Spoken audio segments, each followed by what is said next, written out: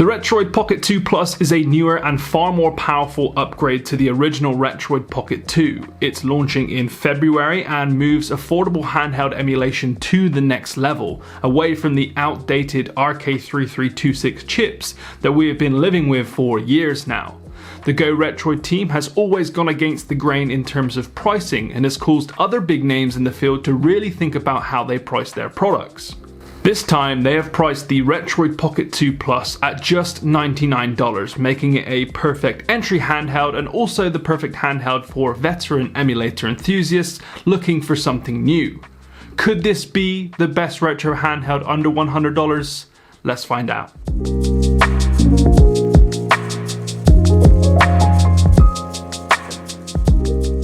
So first of all, let's quickly go over the specs. The Retroid Pocket 2 Plus is rocking a Unisoc quad-core CPU, a GE380 GPU, 2GB of RAM, a 3.5-inch touchscreen display with a resolution of 640 by 480, 4000 mAh of battery, Wi-Fi, Bluetooth, and Android 9. For those like me that want it simplified, it's basically more powerful than any other $99 handheld on the market. This thing really does pack a punch. Before jumping into performance, I also want to talk about the design of the handheld and a few things that surprised me when I first launched it out of the box. Just like the original Retroid Pocket 2, this thing feels nearly identical, and if you remember from our previous review, we mentioned how great the older version felt, and this new Plus model feels just as good.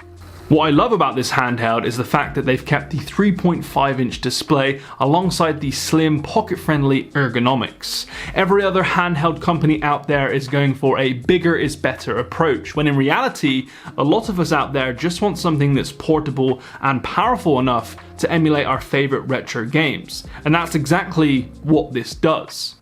The new touchscreen is a lovely addition to the series, making Android navigation and setup incredibly fluid, and if you're lucky enough to get one, you'll see how easy it is to connect to Wi-Fi and set up through the touchscreen. This is due to the Go Retroid team setting up a custom launcher that takes you through step by step and even assists you by downloading recommended applications for retro gaming. This for me is huge because it allows newcomers to the scene to be greeted with an easy to use user interface that somewhat does it all for you. The team should be really proud of this simple feature. The only downfall with the display is its small 4:3 resolution. I know you won't need a better resolution for retro games, but in the newer consoles and Android games, it does help, especially when you're playing 16:9 games. Now moving around the handheld, you have a soft, slightly raised action buttons that feel different to the older version. Two analog sticks that unfortunately don't have R3, L3 functionality, and one sits higher out of the handheld than the other, so your thumb doesn't get in the way of the action button, but me personally, I actually hate the analog slider. The D-pad has also been upgraded. It's chunkier, slightly higher, and feels much higher quality. Then below that is your chin, which features two speaker grills and your home, select, and start buttons. For me, the Retroid Pocket 2 features some of the best shoulder buttons on the market.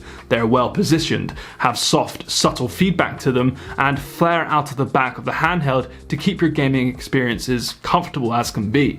Between them, you will find your on-off button, volume buttons, your USB-C charging port, and a micro HDMI out. On the bottom, there is a SD card slot for loading ROMs and a headphone jack. On the back, there is nothing but minor branding, keeping it less cluttered and sleek. Overall, the build quality is great. Yes, we would have liked R3, L3 functionality and maybe some smaller bezels and a better analog slider, but it's hard not to love the look of this thing. And in an age where every handheld coming out is the same size as Godzilla's foot, it's good to see one company trying to perfect the pocket-friendly niche because, as we all know, it's not about the size, it's about how you use it. Am I right, fellas? Comfortability wise, it's great as well, hence why they kept to the same design. All the buttons are easy to get to, battery life is strong, the screen bright enough for daytime gaming, and light enough to play on for hours on end. They've made a really great looking product here, and they even have a drop-in upgrade for those of you that already have the older Retroid Pocket 2, and this again shows you what matters to the Go Retroid team instead of forcing a new handheld down your throat every couple of months. Ambernick.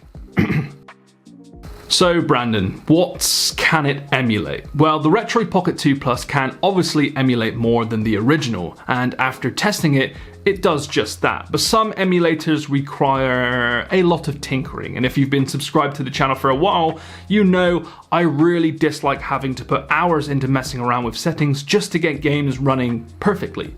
So let's start small.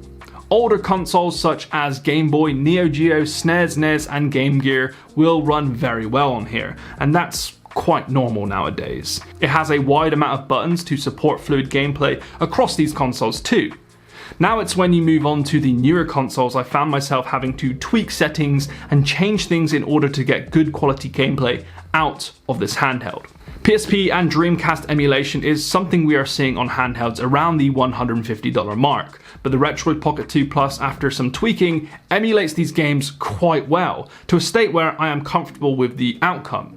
GameCube, however, is still a no-go. It doesn't perform well, and the small screen alongside the analog slider just makes it a little awkward to play on.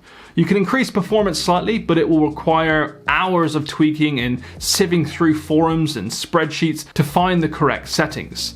This is something the consumer shouldn't be doing, and although some of you may want that, the performance from GameCube games has made me decide to state this as that it basically can't play Game Boy games well at all. It's just not powerful enough. And the same goes for PS2 gameplay. Yes, it has a PS2 emulator in it, which I might add is still under development, but playing games on it is near impossible. Some users have managed to get a handful of PS2 games working on here, but it requires you to change settings every time you want to play a different game, and that's just a pain in the backside.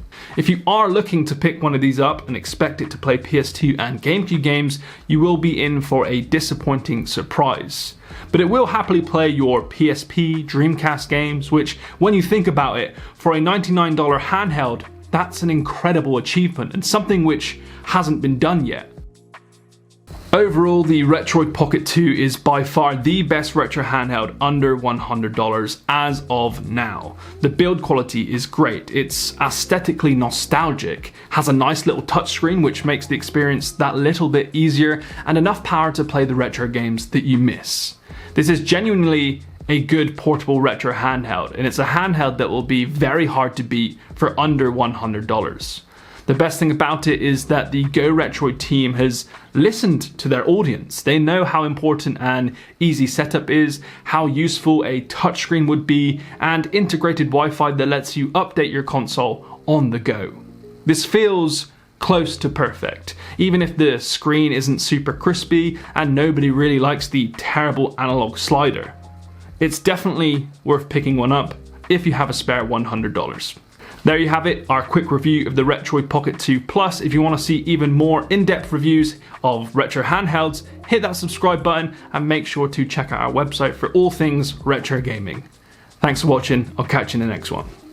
Peace.